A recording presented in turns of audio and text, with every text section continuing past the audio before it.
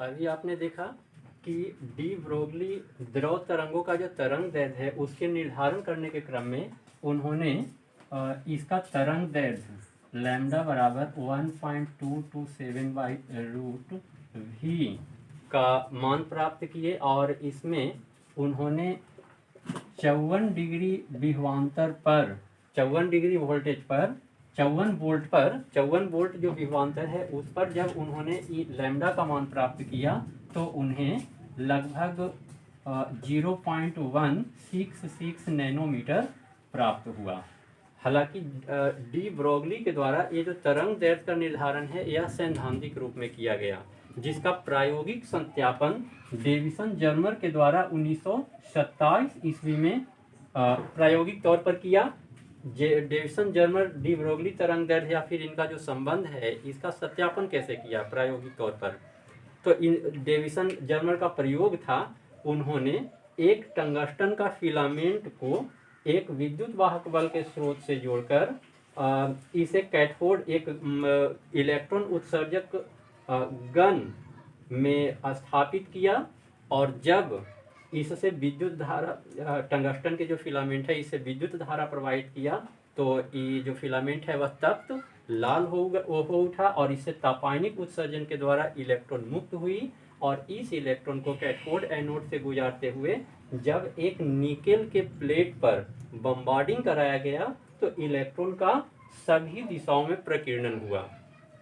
चूंकि यह पूरा व्यवस्था को उन्होंने एक निर्वातित प्लेट के अंदर रखा, इसको निर्वातित प्लेट के अंदर रखा ताकि गैस के किसी अणु के द्वारा जो प्रायोगिक मान है उसमें विचलन प्राप्त न हो सके। उसके बाद उन्होंने क्या किया, एक सुग्राही गैल्वेनोमीटर को एक वृत्तीय पथ पर घुमाते हुए जो प्रकीर्णित इलेक्ट्रॉन पुंज है उसका पठन लेना शुरू किया। उन्होंने देखा कि एक निश्चित कोण पर जो इलेक्ट्रॉन है, इलेक्ट्रॉन पुंज है, उसमें एक बम्प उन्हें प्राप्त हुआ, यानी कि एक महत्तम मान प्राप्त हुआ और इस बम्प को इस कोण से ज़्यादा या कम करने पर उसका जो मान है, उसकी जो मतलब इलेक्ट्रॉन का जो प्रकीर्णन का जो तीव्रता है उसका मान कम होने लगा और इस आधार पर उन्होंने उस कोण को जैसे जो निकेल है, निकेल के लिए यह कोण उन्हें 50 डिग्री प्राप्त हुआ। तो यह कोण 50 डिग्री प्राप्त हुआ तो क्रिस्टल पर ये बनने वाला जो कोण कितना है, तो ये जो निकेल है, निकेल के जो दो क्रिस्टल है उसके बीच जो मतलब आपतित या जो इलेक्ट्रॉन है उसका जब दिशा निकाला गया थीटा इक्वल टू तो हाफ 180 माइनस 5 यानी 180 माइनस 50 यानी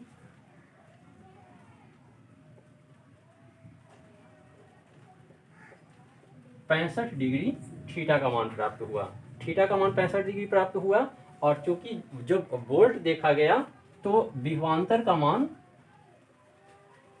54 वोल्ट था। 54 वोल्ट विभवांतर पर जब इन्होंने निकेल के जो प्लेट है उस पर इलेक्ट्रॉन का बौछार कराया तो उन्होंने देखा कि 50 डिग्री के कोण पर जो इसका उत्सर्जन है, इलेक्ट्रॉन का जो उत्सर्जन है उसका जो किरण पुंज है उससे एक बम्प प्राप्त हो रहा था, यानी कि किरण पुंज की तीव्रता बहुत अधिक थी। इस कोण को मापते हुए उन्होंने क्रिस्टल के जो मतलब आपतित किरण है उसका आपतित किरण का जो है वह कोण का निर्धारण किया और आपतित किरण के निर्धारण करने के बाद हम जानते हैं कि जो निकेल है, निकेल का जो दो पृष्ठ है, निकेल का जो दो निकेल क्रिस्टल का जो दो सतह है उसके बीच का जो अंतराल है, जो बीच की दूरी है वह लगभग 0.091 नैनोमीटर होता है। जो क्रिस्टल, इसका जो क्रिस्टल है निकेल का जो क्रिस्टल है इसके क्रमागत दो जो पृष्ठ है, दो क्रिस्टल है, क्रिस्टल का सतह है उसके बीच का लगभग अंतराल 0.091 नैनोमीटर होता है और इसमें हम प्रथम सतह से अपवर्तन अगर करते हैं, यानी निकेल पृष्ठ के अगर प्रथम सतह से अपवर्तन करते हैं यानी n बराबर 1 प्रथम सतह से अपवर्तन होता है तो हम जानते हैं ब्रैग समीकरण के द्वारा ब्रैग समीकरण आप लोग केमिस्ट्री के जो मतलब जो क्रिस्टल है, सॉलिड स्टेट जो केमिस्ट्री है उसमें आप लोग पढ़ चुके होंगे कि पिता और पुत्र ब्रैग जो थे उन्होंने दो क्रिस्टलों के बीच जो किरणें आपतित होती है उसके आधार पर उसके बीच का मतलब जो परावर्तन होता है, बीच का जो मोटाई जो d है उसका निर्धारण के लिए एक समीकरण दिया था 2d sine theta is equal to n lambda. 2d sine theta is equal to n lambda यह ब्रैग समीकरण है। इसमें d क्रिस्टल के दो सतहों के दो क्रिस्टल मतलब किसी क्रिस्टल के दो परतों के बीच की दूरी है। जो थीटा है वह आपतित किरण का जो आपतन कोण है। एन जो क्रिस्टल का परत है, परत की संख्या है, और लैम्डा उसका तरंगदैर्घ्य है, यानी जो प्रकाश किरण है उसका तरंगदैर्घ्य है। इससे अगर हम मान निकालते हैं lambda is equal to 2d sine theta बटा n हो जाएगा। अब यहाँ पर d का मान जब स्थापित किया गया, d का जो मान है वह 0.091 इंटू साइन थीटा यानी कि साइन 65 डिग्री। इसका मान जब निकाला गया तो यह लगभग 0.165 नैनोमीटर प्राप्त हुआ। लैम्डा का मान 0.165 प्राप्त हुआ। इस तरह से डेविसन जर्मन अपने प्रयोग के द्वारा